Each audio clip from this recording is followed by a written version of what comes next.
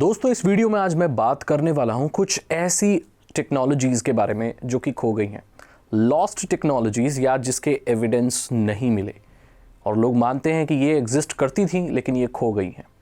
सबसे पहले मैं बात करता हूं एंजल लाइट की।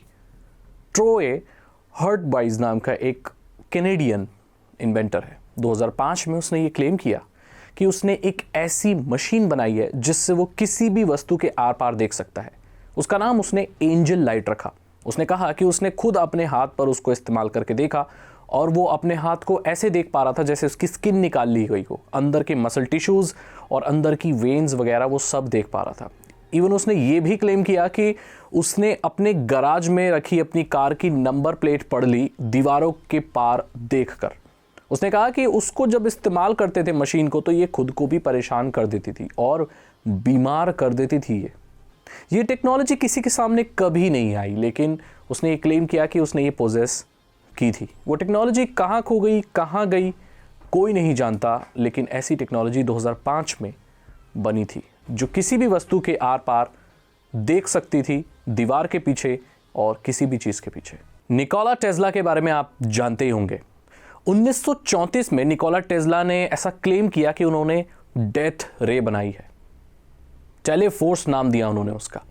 एक ऐसे वेपन टेक्नोलॉजी जो 250 मील ऊपर हवाई जहाज को भी गिरा सकती थी और 1 सेंटीमीटर के कई मिलियंथ हिस्से में भी वो 100 बिलियन वॉट से ज़्यादा पावर छोड़ सकते थे। आप समझ सकते हैं, 1 सेंटीमीटर को भी कई हिस्सों में बांट दो और उतने हिस्से में 100 बिलियन वॉट्स ऑफ इलेक्ट्रिसिटी। सो इसका मतलब यह है कि उस मशीन या उस लाइट बीम, उस वेपन के आगे कुछ भी आ जाता, वही खत्म हो जाता। यह टेक्नोलॉजी 1934 में उन्होंने क्लेम की थी। उन्होंने उसका नाम टेलीफोर्स रखा था, लेकिन न्यूज़ वालों ने, मीडिया वालों ने उसका नाम डेथ रे रख दिया। इस टेक्नोलॉजी को कभी भी पब्लिक के सामने नहीं लाया गया और ये काम भी की थी, इसकी भी कोई पुष्टि नहीं हुई। लेकिन वो निकोला टेस्ला थे और लोगों का ये मानना है कि वो टेक्नोलॉजी बन गई थी। खुद उनके होमलैंड, जो पुराने उनके घर, जो पुराने अपने देश से लोगों ने कहा था कि देश वापस आ जाओ और ये टेक्नोलॉजी हमारे यहाँ पर लगा दो ताकि हम नाजी से बच पाएं। ये टेक्नोलॉजी उन्होंने खुद डिस्ट्रॉय कर दी, ऐसा लोगों का मानना है, क्योंकि ये गलत हाथों में पड़ जाती तो सारे संसार का विनाश हो जाता।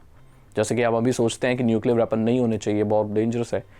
इसी चीज़ से बचने के लिए निकोला टेस्ला ने डेथ रे को ख़त्म कर दिया। लेकिन ऐसी टेक्नोलॉजी उस वक्त पे बनी थी जिसके बारे में हम अब भी सोच नहीं सकते। रोंग जेन बर्नार्ड स्लूट, ये एक आप कह सकते हैं कंप्यूटर साइंटिस्ट थे या ऐसा कोडर थे, या उन्होंने एक ऐसी चीज़ बनाई थी कि 1995 में जिसे स्लूट कोडिंग सिस्टम कहा गया। उनके हिसाब से वो एक पूरी डिजिटल मूवी को कुछ किलोबाइट ऑफ डेटा में, लाइक 10 किलोबाइट, 14 किलोबाइट, बहुत केबी डेटा में स्टोर कर सकते थे। डेटा शेयरिंग टेक्निक बनाई थी उन्होंने, डेटा शेयरिंग कोडिंग बनाई थी। सो एक पूरी मूवी को 14 केबी में, 10 केबी में स्टोर करना आज की टेक्नोलॉजी के लिए लगभग इम्पॉसिबल है। और ये चीज़ उन्होंने 1995 में कर दिखाई थी। जैसे ही वो अपनी टेक्नोलॉजी को बेचने वाले थे, लोगों को दिखाने वाले थे, उनको हार्ट अटैक आ गया और उसका सोर्स कोड कभी भी रिकवर नहीं किया जा सका। तो स्लूट कोडिंग सिस्टम ऐसा कोडिंग सिस्टम था जिसके बारे में अभी भी नहीं सोच सकते। 1995 में बना था। ये पूरी मूवी को एक छोटे हिस्से में कर देता। तो ऐसे क्या कोडिंग उन्होंने बनाई थी, कंप्यूटर में ऐसा क्या किया था उन्होंने, ये कोई नहीं जानता। और ये टेक्नोलॉजी भी उनके साथ खत्म हो गई। मैक्सिकन शुगर डांसिंग, ये जो है ये डार्क वेब से रिलेटेड है। डार्क वेब पर आपने देखा होगा आए दिन बहुत अजीब अजीब वीडियो सामने आती रहती है। मैक्सिकन शुगर डांसिंग का कॉन्सेप्ट ये कहता है कि कोई खास तरीके की इलेक्ट्रिसिटी मरे हुए लोगों की बॉडी में लगाई जाती है जिससे उनकी बॉडी लिटरली डांस करने लगती है। जी हाँ, किसी का शव है, उसको अगर किसी स्पेशल तरीके की इलेक्ट्रिसिटी दी जाती है मैक्सिको में, ऐसा लोग मानते हैं, तो वो उनकी बॉडी तड़पने लगती है या डांस करने लगती है और उस बॉडी के साथ लोग गलत काम करते हैं। सो ये चीज़ कभी सिद्ध नहीं हुई, लेकिन मानते हैं लोग। और डार्क वेब पर इसकी वीडियोस वगैरह भी बहुत लोगों ने देखी हैं। वो स्पेशल तरह की इलेक्ट्रिसिटी क्या हो सकती है, इतना घिनौना काम कोई क्यों करेगा और उसकी वीडियोस डार्क वेब पर क्यों पोस्ट करेगा। आपको मालूम है डार्क वेब पर बहुत घिनौने मानसिकता वाले लोग हैं और आप जितनी बर्बरता और घिनौनापन सोच सकते हैं वो सभी आपको डार्क वेब पर देखने को मिलेगा। बहुत ख़राब जगह है ये। तो ये खास तरह की इलेक्ट्रिसिटी क्या है, मैक्सिकन शुगर डांसिंग का राज क्या है, कोई नहीं जानता, लेकिन ये चीज़ें दुनिया में एग्जिस्ट करती हैं। अगली चीज़ है लीथल ऑटोनोमस वेपन सिस्टम, जिसे आप किलर रोबोट्स भी कह सकते हैं। अभी हम जानते हैं कि ऐसी चीज़ मेन स्ट्रीम आई नहीं है, लेकिन आपको पता है कि ऐसी बहुत सारी टेक्नोलॉजीज़ हैं जो छुपी हुई हैं, जो आम पब्लिक से लॉस्ट हुई नहीं है, कर दी गई हैं। आपको मालूम है बड़े बड़े देश ऐसे रोबोट्स बना रहे हैं जिनको अगर किल कमांड दे दी जाए तो वो किसी भी हद तक जा सकते हैं अपने टारगेट को किल करने के लिए। बड़े बड़े देश अमेरिका, रशिया, इन्होंने इन वेपन टेक्नोलॉजी पर बैन नहीं लगाया है, बल्कि रेगुलेटेड करने की बात की है। जब भी किसी भी दुनिया में कोई वेपन बनता है ना, और अगर कोई एक देश उसे पोजेस कर ले तो बाकी सारे देश में होड़ लग जाती है उस वेपन टेक्नोलॉजी को हासिल करने में, क्योंकि कोई भी देश ये नहीं चाहता कि हमारे पास वो पावर ना हो जो दूसरे लोगों के पास है।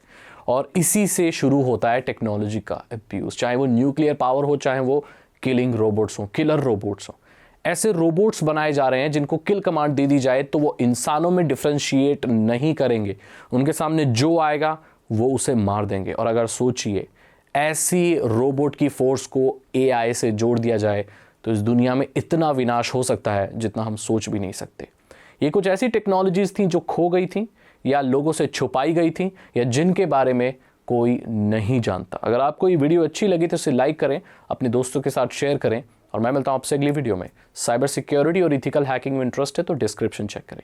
Thank you so much and good bye.